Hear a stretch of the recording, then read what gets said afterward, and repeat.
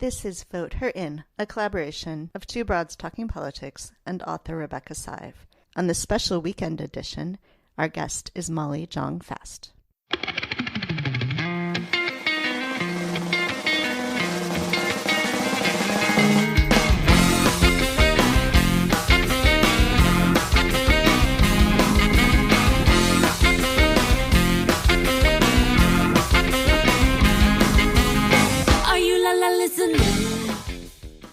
Hi, this is Kelly. If you hear any noises in the background, it's probably my kids playing with Legos because we are once again recording from our homes. So I am going to now turn it over to Rebecca, who will introduce our special guest today. Hi, Rebecca.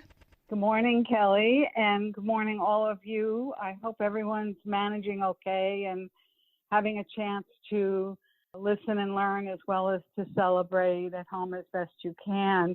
We're doing this special weekend edition with a really fabulous guest. I think all our guests are fabulous, but this will be fun as well as serious. And today we're joined by Molly Jong-Fast, who's a great writer for the Daily Beast, an editor there, and numerous other publications. And I've just been particularly struck by her recent writings on political matters and cultural matters generally, and we thought she would just be a great person for us all to hear from. So welcome, Molly.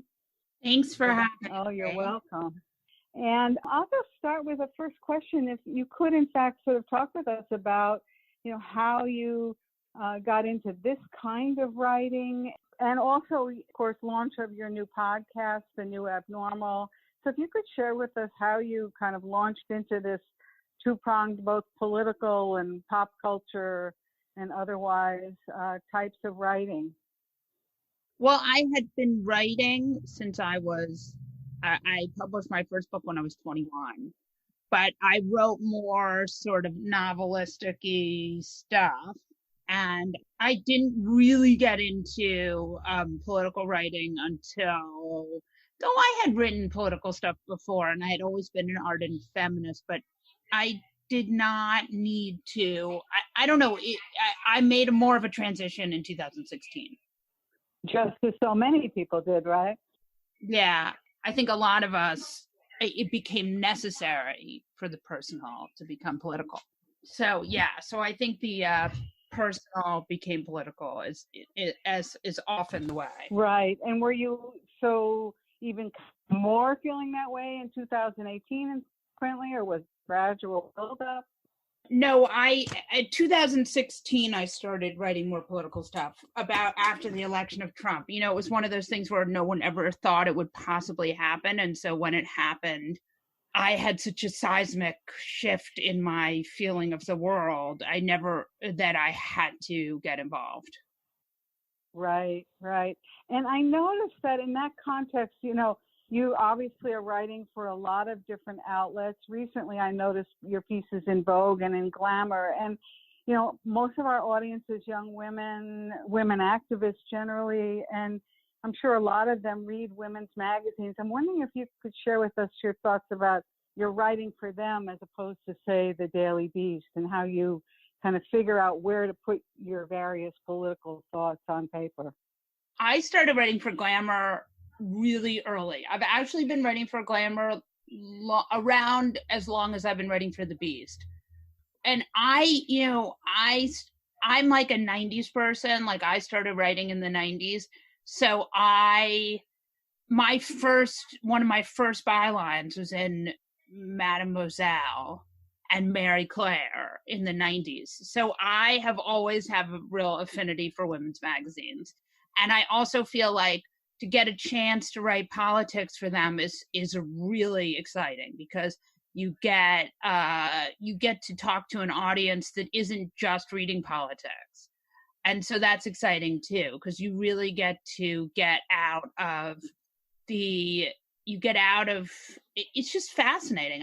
So I love writing for women's magazines. It's a little bit different than writing for regular, more newsy magazines in the fact that you get to, a lot of times when you're writing for political magazines, the readers really know the subject well. And so you can focus on small parts of it, or you can focus on, whereas when you're writing for a larger general interest magazine like a women's magazine, you get to sum things up in an interesting way. I like them both, and they're very complementary. And then I also love to write I love to write my sort of more emotional pieces, and I can do that for Vogue, which is really fun. So I'm very happy. I love being able to, I'm thrilled when I get to write for anywhere, honestly, because I know how, there aren't that many outlets anymore. The world is Right. for publishing is smaller and smaller. And so I'm just really honored that I get to, is the truth. And Right. so that ends up, so, I feel very lucky. I do. And that's my general takeaway from all of this. So when we started this podcast, it came as a sort of came out of Rebecca's book, Vote Her In. We were talking about wanting to elect the first woman president. That, of course, didn't happen this year, but we had some really qualified candidates this year. But having women running, wanting a woman president, isn't necessarily the same thing as liking the individual women who are running or thinking that they would be good in the role. And you have talked some about Angela Merkel as somebody who's a great leader. Could you talk some about this presidential race that we had? What maybe you thought about it in terms of the women running, what we might think about the next presidential race, and, sort of what qualities you would be looking for in a woman president?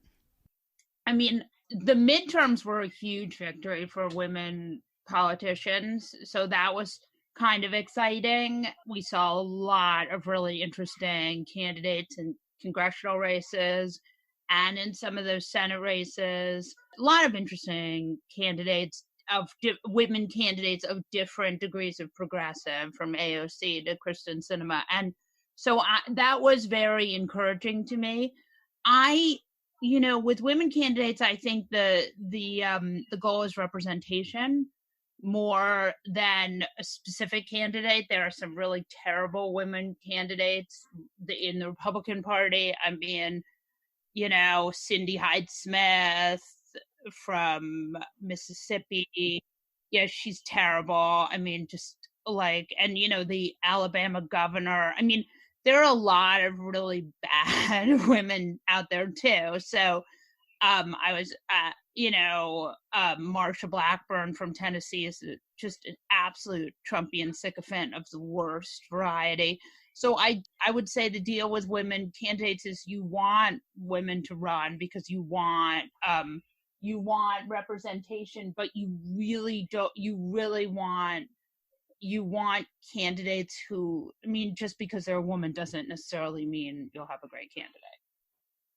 And in that vein, is there something about, apart from just being a woman, but the sort of experience of being a woman, so to speak, that matters even when it's a candidate or an official like Blackburn or Cindy Hyde-Smith? Just having different voices, different life experiences at the decision-making table in political contexts really matters. So arguably, some people say that even a Blackburn or a Hyde-Smith is a positive. And I'm wondering what your thoughts are about that idea. I mean, I think they're fine. Look, is it Blackburn better than a Louis Gohmert? I mean, I don't know. Maybe. I mean, it's one of these impossible situations where I would just say that it's hard for me to, I don't know. I mean, certainly I think representation matters, and maybe it is, I don't know. It's hard for me to know. It's hard for me to think that any good can come from having Cindy Hyde-Smith in the Senate, but maybe I'm wrong. Right. Yeah, this is one of the ongoing quandaries. I'm sure we'll be talking about this for a long time to come as we see what happens. And I've certainly had this discussion many times with people in political activities, as I'm sure Kelly has too. Yeah. I mean, look, more women is always good, but, I mean, I guess that maybe it's more women is always good. is the answer. So in this political context, speaking of having more women out there and getting more women out there, thinking about your own self back when you wrote that first book in your 20s, now as a 40-something wife and mother, how do you think it's important for those women to spend their time politically these days? In other words, there's a lot of work that we can still do, even though we're at home. Hopefully this will end at some point. But your thoughts on what women activists should be doing on the different generations, or if it's a uniform thought, what is that? Oh, yeah. I mean, that's a really good question. I would say there are a lot of really great opportunities, especially right now. I mean, I would pick a Senate race. The Senate map is amazing for Democrats. And actually, I was talking about this on my podcast yesterday. The 2020 Senate races are just like, there is a piece of me that thinks this map is completely up for grabs. I mean, the president is a disaster. Like, if for the women activists who are listening to this, like Doug Jones, that's a great seat that Democrats really need to keep. Martha McSally, that race she is absolutely, unquestionably, very likely going to get crushed, and that's great. He's a great candidate, Kelly. Cory Gardner is running against Hickenlooper. That's a seat that Democrats could absolutely pick up. Kelly Loeffler in Georgia is a disaster. That's a seat that's worth looking at. Joni Ernst. I mean, there are so many seats that Democrats could conceivably pick up. Montana, that Montana race he was the governor. Right. He's fabulous. I mean, there are just even Texas, like, I mean, that Corin is not a lock, and the polling is very, and so that would be one. I would just pick a race, no matter how nutso you think it is. Like, Tom Cotton is really terrible, and it's probably a safe Republican seat, but the president just told people to drink bleach. Like, go vote for Tom Cotton's opponent, who else is a good, a great one is Jamie Harrison. I mean, that in South Carolina, that's a race where he's a fabulous candidate. He's raised a lot of money. He's amazing. Like, get Lindsey Graham out. Like, there's no rules here anymore. Like, the world, Trump has upended everything. Like, take advantage of it. Go for it. So, speaking of Trump upending everything, let's talk some about these press conferences. You mentioned that Trump had told people to drink bleach, but one of the other things about those press conferences is the way he treats everybody terribly, but especially the way he treats the women journalists. Yeah. So you've written about this. So, what do you have any insight on why Trump does that? How should these women journalists be fighting back? They're pretty good at it, but what would you be doing if you were there? You've been in situations like being at CPAC, you've seen this sort of toxic energy. Yeah. What should we be thinking about? Should we even be airing these things anymore? I mean, we shouldn't be. The problem is this: we shouldn't be airing them because they're terrible, or because the president is insane, and there's no and he's used. I mean, the problem is he started out by using them because he has always thought. I mean, he's very much a creature of the 1980s. And so he always thinks like more is better, or tabloid fights are good for you. The more splashy stuff you can do, the better. And I think what happened with what's been happening with these is he's just been doing them, and he's felt that that's, that they've been helping him. And for a while they did. Now, as he gets crazier and crazier and angrier, I don't think they actually help him anymore. But the problem with Trump is the best thing about Trump really is that he's not strategic. He's really just an animal.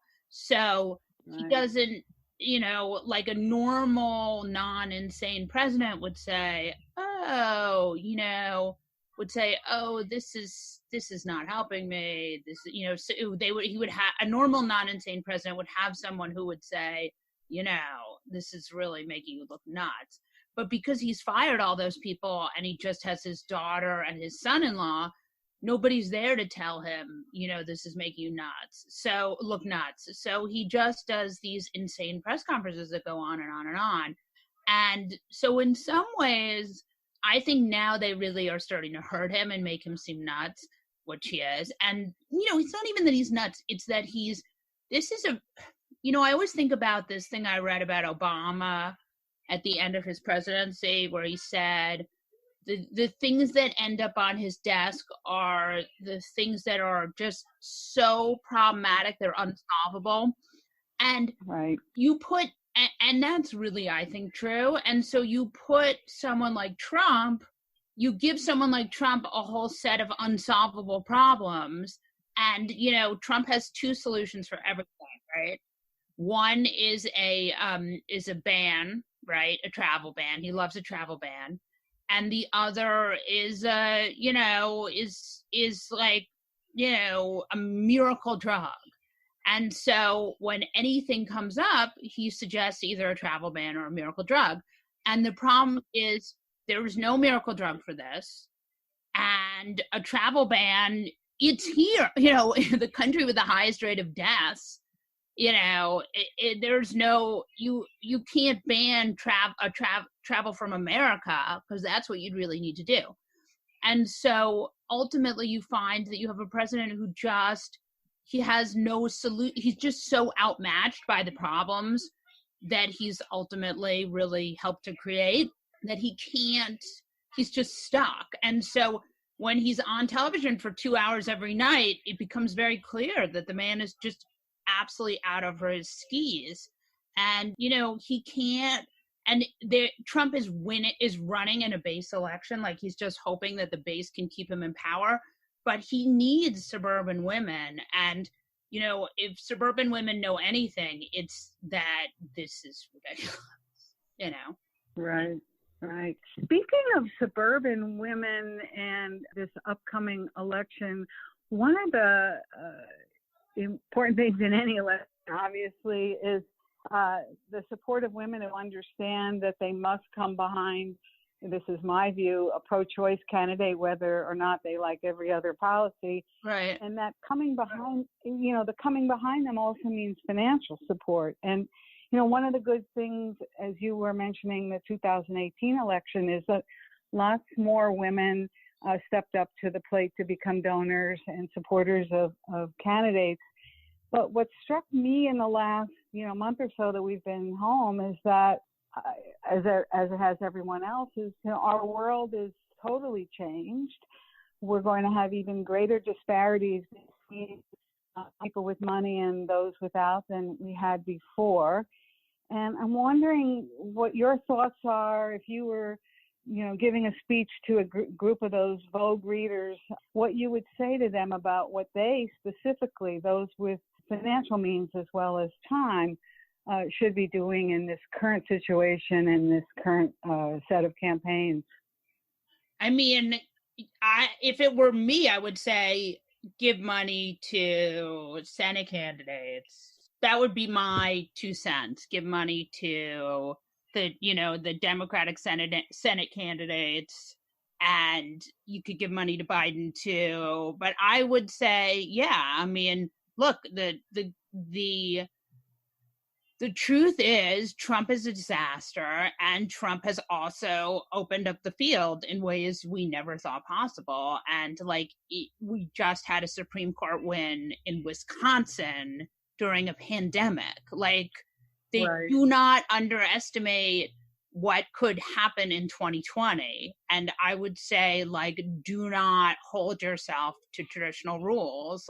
Just go for it. You live in a red state, even better.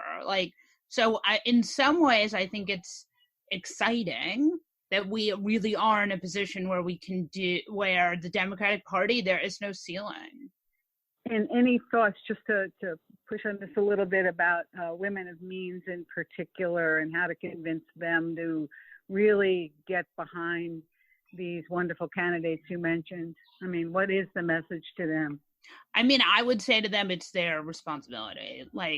one of the reasons why Trump got elected is because white women voted for him. So like exactly. You may not have been the white woman who voted for him, but you're on the hook too, baby. And so I would say if it were, if I were talking to those people and they were my messaging, I would say, and it's certainly been my thinking about myself, is like, this is the chance to make up for 2016. And that would be my 2 cents on this, which is like to absolutely just do this in the hopes that we can, look, a lot. I mean, if there's anything I've seen from Trumpism is that Trumpism has hurt the people that Trumpism promised to help, right? Like exactly more than anything, like I hate Trump. I voted against him.